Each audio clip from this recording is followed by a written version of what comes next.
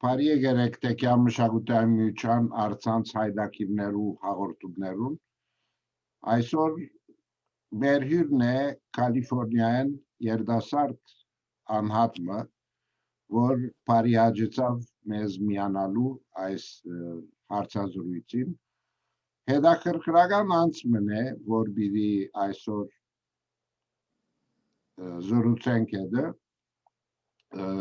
անունը ուրեմն Garen Kazanc, Գարենը ծնած է Փարիզ, Թրքայ, Բոլսայ ծնողները եւ վերջը արտակախտած է Ֆրանսիայեն եւ դեղավորված է Կալիֆոռնիա, Լոս Անջելես։ Գարենին բարի կալուստ կմաղթեմ եւ իրեն մասին քիչ մը պիտի խոսիմ։ Գարենը ուրեմն երիտասարդ ներկայացուցիչ մնե մեր նոր սերունդեն եւ իրեն ծանոթացա շատ հետաքրքրական ձևով The Armenian Mirror-Spectator-ի մեջ հետաքրքրական եւ ցնցիչ հոդված մը գրած էր։ Ես այդ հոդվածը երբ կարդացի, գաղինգալ էի, որ ջերմակ մազերով անցմն է, որ գրած է, սակայն հավասիկ Գարենը մեր հետն է։ Գարեն ուրեմն Կալիֆոռնիա համալսարանեն ավարտած է սոցիոլոգիի մեջ Bachelor of Science degree-ով եւ քաղուտի մեջ աշխուժ աշխատանք ունեցած է եւ ընդհանրապես իր կորձեն զատ իր քրություններով հատկանշական է զանազան թերթերու մեջ քրություններ ունի եւ այդ քրությունները ադեններ ցնցիչ քրություններ են ուրեմն ես բարիկալուս պիտի մաղթեմ Գարենին եւ մենք մտող խոսինք զինքը ներկայացնե եւ շարունակենք Բարև, շատ ուրախ եմ հոս միանալու համար։ Առաջվան ասեմ, որ ես ալ երիտասարդներեն ներկայացուցիչները կմասնակցեմ, այսինքն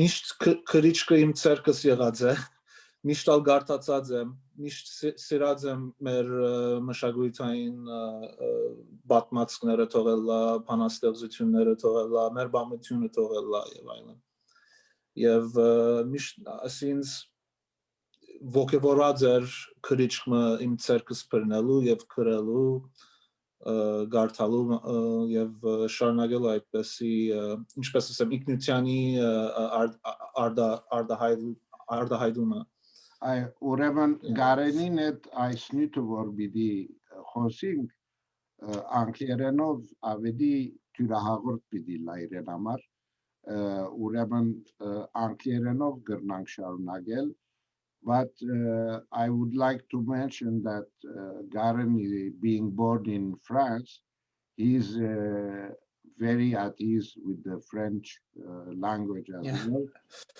he has been raised or educated in Armenian schools and then he went to the university.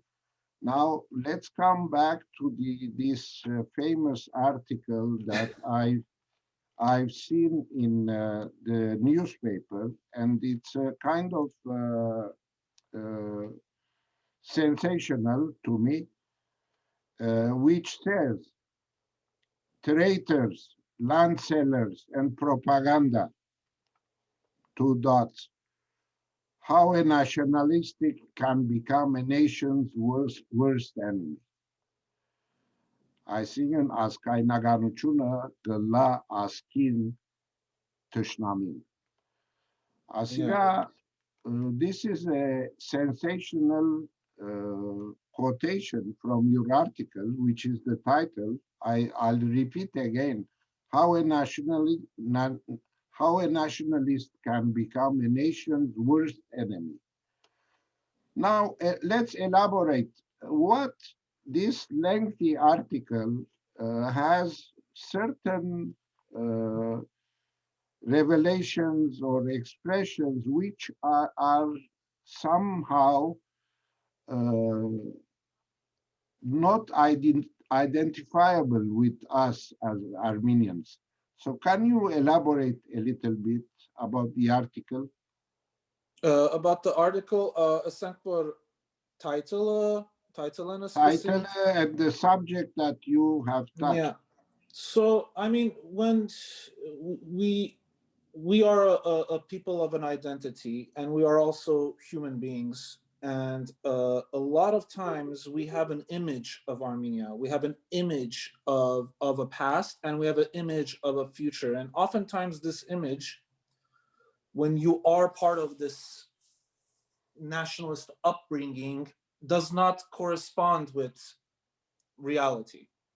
This is, we are told all of these stories about our people. We are told all of these achievements that they've done in the past. We are told about all of our historical battles that we've won against Turks and whatnot. So this gives a group of people, and especially an individual, a kind of self-confidence.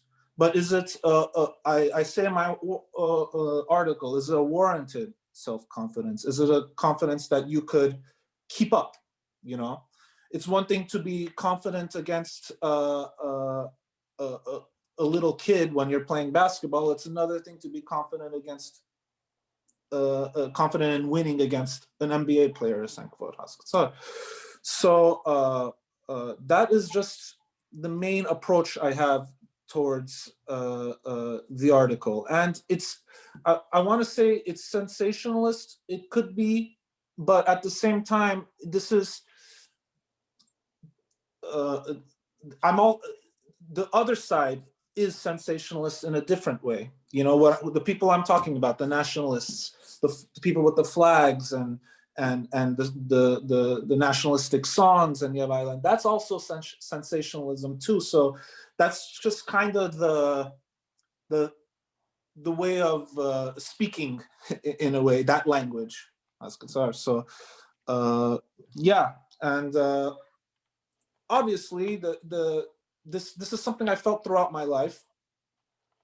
I grew up in a Bolsetsi household, and Bolsetsis are actually known for not being nationalistic. They're very much community. Very humble, conservative. Yeah, I suppose church going. Yegetsi sertam kam, tbrotsi sertam kam. Yevaila inchպես համայն կսիրող ժողովուրդն միշտ հարցազեմ, բայց այսպեսի երբեք, you know, թրոշմը իրենց ցերքերը աչուցախ, այսպեսի ցանկը չեն ապրած, and հասկանալի է. Understandably, yes. Yeah. So I grew up in this kind of household, and we always appreciated the simple parts of the community, going to the church. So, but im Հայկական վարժարանը is all opposite.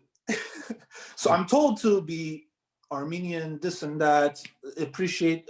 I learned so many things about Armenian identity that I never even knew existed. Fedaineru masin sorvadze. I suppose all of our identity, all of the stuff that we couldn't learn in Turkey, I was learning it here, or in the household. I was learning it at school, but it was just the opposite of what I was. So I was always throughout my life, I was always going from one side. I was leaving a household that was so opposite and going to a school that was so opposite.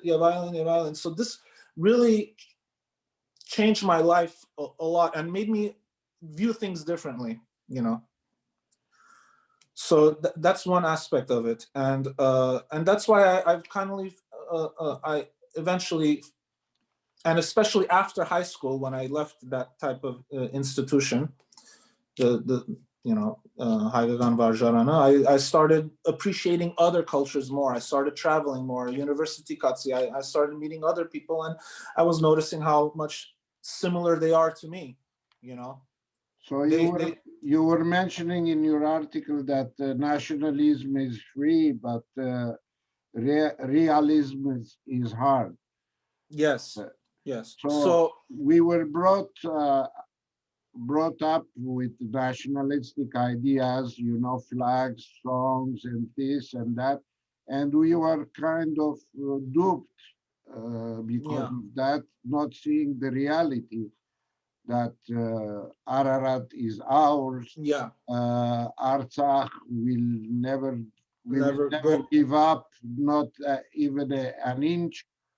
Yeah. Can you elaborate on that? I mean, you've probably heard, oh, երբեք բادرած չի չելլար, երբեք ասանք բաներ չելլար, շատ մարդիկ գային ասանք խոսող. I remember, and in the back of my mind, միշտ գսեի, man, շատ, don't be this confident. And I would always think like, am I wrong? Am I the one living? Am I being disillusioned? Haskatsar? Am I seeing things that I shouldn't be seeing? In reality, like uh, um, going back to your question as to what I meant by that is because we need to see as a people what is offered to us, and we need to focus on accomplishments first and foremost. What makes a nation successful is not the stories that it tells; it's the accomplishment that it creates for itself. It's not relying on history. It's not relying on all of those things, but to constantly create identity. And I think that is most important, because I think as an individual, the most important thing in life is progress. Yes. Progress. Mish, Uh, always better yourself. Mish, be the better person. Be a better person than you were yesterday. If you sold 10 orange juices, sell 20 the next day. You know, this. But when we constantly think about the past, and we think about the dreams of our past and whatnot, we lose the sight of progress. We lose the tendency to create and to innovate, to equip ourselves for the modern world, you know. yeah. So In this your article, you had let me read a small piece. The world they created in their heads, filled with victorious and grandeur, victories and grandeur. It is the exact opposite of the reality of defeat they are witnessing today. yeah, and I think that was the biggest shock for many people, because they were told that we are winning. They were told by their family that they were a victorious people, that I say in my article that one Armenian will kill 100 Turks during the fighting in the 1800s, Yeb Island. We hear all of these stories that, you know, when we have a gun in our hands, we are noble. No one could stop us. Fights. That's a loss of critical thinking, you know, and that puts us in a very, very dangerous position in life. A very dangerous position. The way to think that way. You were also talking about the '94 win that we had, and we were kind of over confident Yes. that even with the arms they are buying, they are stupid. Yeah. Everyone heard this. Everyone heard these conversations. I'm sure you have too. Oh, anok չեմ գնալ կորձածել նույնիսկ իրենց արած բաները. Oh, anok մենք ինչ կլավ, anok մեզ մե գվախնան եւ այլն. And we all heard ասանք նյութերը շատ իմացած եմ. And sometimes I would believe it. I would say like, yeah, maybe he's right, you know, but in reality they're thinking of a different world, and that world is, and I'm sorry, but a lot of it comes from the diaspora, because the diaspora doesn't know a country's capabilities, Armenia's capabilities, as much as the people in Armenia do. Armenians are, I see them a lot more realistic, actually. But in the end of the day, they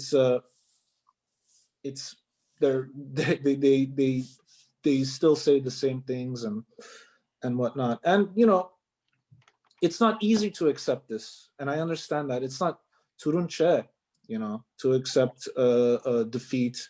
It's not easy to accept that we are perhaps not strong. Perhaps we are not these types of people. But what's next? Yeah. That's the question we need to ask ourselves. What's next? Are we going to just for these nationalistic minded people, including most of us, our next stop was in the Caspian Sea. Yeah, yes. And this was the overconfidence which blinded us to get ready for the war. Now, I would like to read another caption of your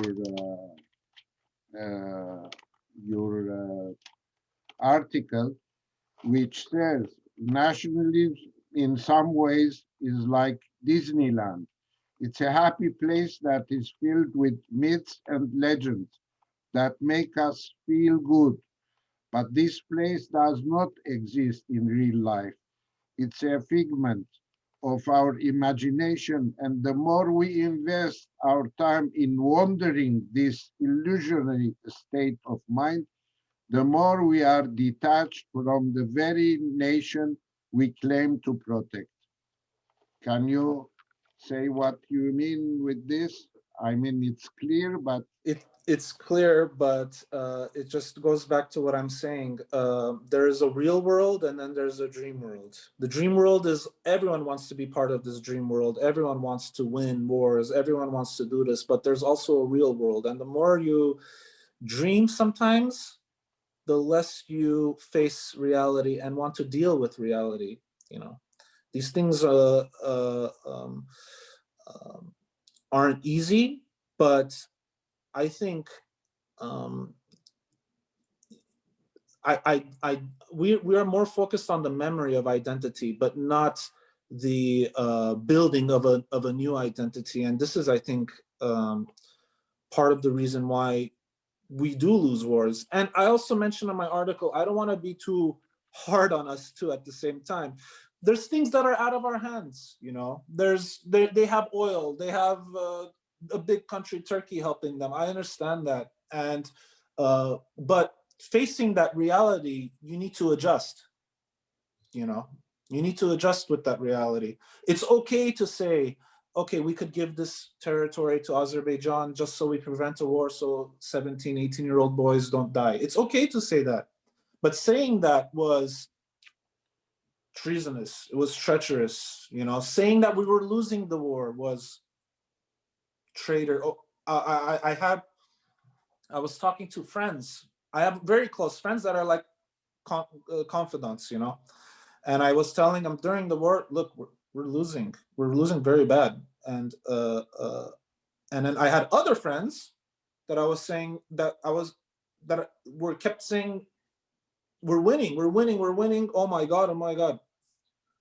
So I was in this weird world where I was speaking talking to someone very real, and talking to someone in a dream world. And I think that I think this defeat was a lesson for those individuals, and those individuals now know that sometimes we aren't always on the winning side. Sometimes we're not in that imaginary world where of victories and splendor. yes. And Well,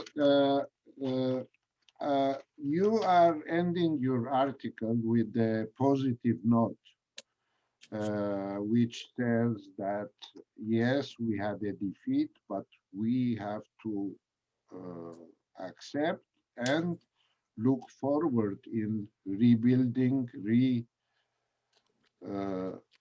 re-emerging Yeah. again back to be the best. So what is it is ending in a positive Yeah. manner. So you, as a young Armenian, how do you see that? Honestly, Arto, if there's any message that I want everyone to agree on with this article, it's that. It's just that we need to learn from mistakes. It sounds so simple, but what makes a country strong, what makes an individual strong, is accepting mistakes, learning from mistakes, and adjusting. These are very, very simple things, but this is what creates better friendships, better relationships, better businesses, even better organizations. To know that sometimes, yes, we can make mistakes, and making those mistakes is not the end of the goal. It's the beginning of a new chapter to create, and you constantly build yourself. And that's why I go back to the understanding of progress. You always have to progress yourself, and that was the moral of the story. You could disagree with me with everything else I said, but I would hope even the nationalists, the non-nationalists, the government supporters, the opposition people, and all of these people could come together and at least agree that, some mistakes, some reality checks are good for the soul, and it's good to build a nation around that understanding. In your article also, Garen, you're mentioning about the hard words that we are using, like Yes. Tavajan. Yes. They are using that word so many times that it lost its meaning. Yes. Yes. Tavajan is a serious crime to our national thinking. Thinking-ով չէ, just խոսակցություն մը չես գնար ունենալ նույնիսկ այլևս։ Մեկը մյուսին թավաջան կգան չէ, որ մեկը մյուսին ինչ դու թավաջանեցիր հայրենիքին ասոր աս մարդուն աջակցնելու համար եւ այլն։ So what happens is when to discuss ideas and to build a country, to build an identity, to build all of these things, you need proper discourse. You need people working together in a meaningful manner and discussing solutions. Some of these solutions may not be what you believe. Some of these issues may not be agreed upon, but to call someone a tabajan cancels that. You're not discussing solutions to these problems, and I think that goes back to what I'm saying with accepting mistakes. If we all accept our mistakes, we wouldn't be using these words, and if we really want to build a country, we wouldn't be trying to block these discussions from happening. We need each other and united in that goal, but united not in the sense that we forget our problems and move on, but to analyze our problems, to look at our problems and accept those problems and accept those mistakes and build together. Yeah, Garen, I really appreciate that you took the time and you're writing such articles, which are probably not well received as well, because of there is controversy in these articles. The Mirror being an open liberal approach in journalism, published your paper, I mean, your writing. So I would, maybe if the followers want to read the article, they should go to the Armenian Mirror-Spectator, January 23rd edition. And on page 18, they will see the Garen's article. Garen, I would like to encourage you to keep on writing, even though you are an industrialist and you're not in the journalism Yeah. business. I encourage that you continue because maybe we have to see reality uh, a little bit away from just patriotic, Yeah. including myself. I said We're all guilty of it. Yeah. we won't give an inch from Yeah. Artach and so on, and I'm part of that. Now Yeah. let's continue with what should we do as a young Armenian? What should we do? What should the diaspora do to rebuild Armenia? We don't have much time. And how, what approach do you see? How should we, in your humble opinion, how should we Yeah. go forward? Yeah. Well, um, when it relates to my article, I think accepting defeat is the first way forward, because when you accept defeat, you understand what to do. Now that now you're trying to create a new way of winning, and this doesn't have to even come in terms of war, but in terms of technology, in terms of really helping the IT sector, for example. The diaspora has so much capabilities to help out Armenia, and this is only the tip of the iceberg. And um, it's just being more engaged with Armenia, not giving into the loss, but looking forward and seeing, have a clearer vision of the future is what we need. And a lot of the solutions, I would always say, is actually not even just donating to Armenia, but maybe even starting a small business there, or buying from a honey maker, for example, or something small. It all starts with small steps, right? Like a tea maker. We have all of these teas in these nabaraduns over here, and why not have an Armenian tea, for example? Engaging with your countries, I think it's a very meaningful thing. And actually, it might sound contrary to my article, but I think that in a world where we're losing a lot of meaning, I think it's very meaningful to help your country as well. I think we need to have that inside of us, and it feels good too in that way to help, but to help a very real situation. And that's why I think the realists are the ones that are more helpful, and not the ones that are living in a dream world. Because when you live in a dream world, you're not helping in reality as much. In fact, you're maybe even going the other way. So yeah, I mean, I wish I had all the solutions as well, but I don't. But I think constructing a new state of mind, listening to one another is very important. We need to listen to one another, and through that, we could come up with new and better solutions for Armenia, and that's what's desperately needed. Something new, creative analysis is also Yes. part of the deal. Now you're in a business world. What? How can we help Armenia without donations to make things work?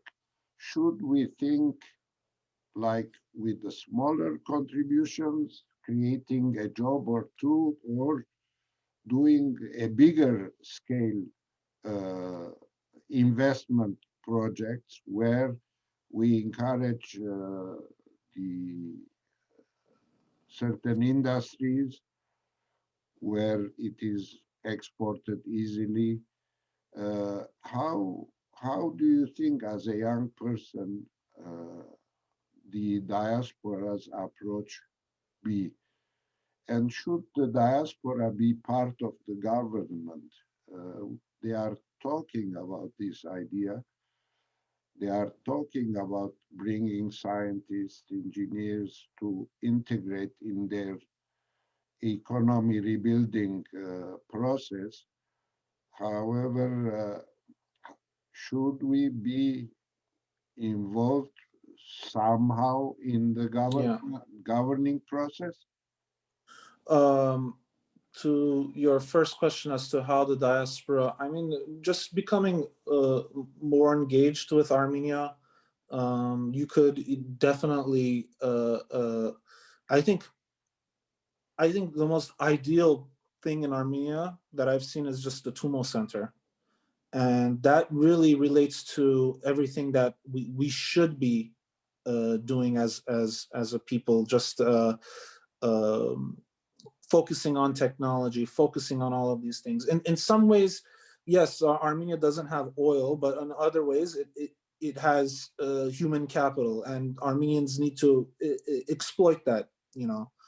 And with Armenians going there, they need to keep utilizing that human capital to expand on technologies, to expand on new drones for that, you know.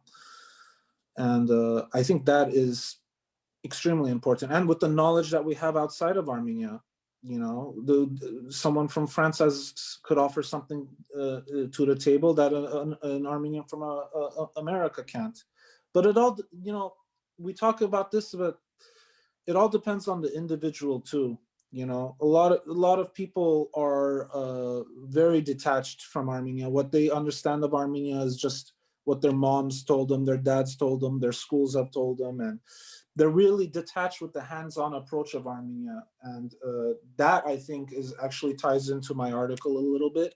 But also, I'm also bringing out, like, I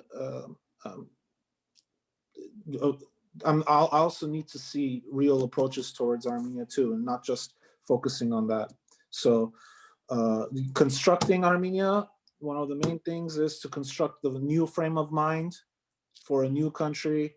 And this is, you know, 2020 could be the worst year for Armenia, but it could also be the best year for Armenia. Because the best, because we could open up to new avenues of thinking, new avenues of investment, new ways of approaching our country. And I'm sorry, what was your second question, Inshar? Diaspora. Should the diaspora get involved? This is a very tricky subject. The diaspora needs Armenia, and Armenia needs the diaspora. This is fact. But at the same time, the diaspora lives in a very, very different world than the ones in Armenia do. I'm a citizen. I became a citizen of Armenia 2 years ago. But, you know, would I vote for an Armenian political party? I do have the right to. Would I participate in elections? Actually, I decided not to, because I don't live there and I don't face the repercussions of my vote. Yeah. So I vote for something that I don't face the outcome of. Well, voting is very going too far, because the diaspora can control the country without being there. So that's not the right idea. But anyways, Garen, your previous thing, wording that I would like to end with, that the 2020 was the worst year for Armenia, but it could be the best. So my humble desire is that let's make it the best and put the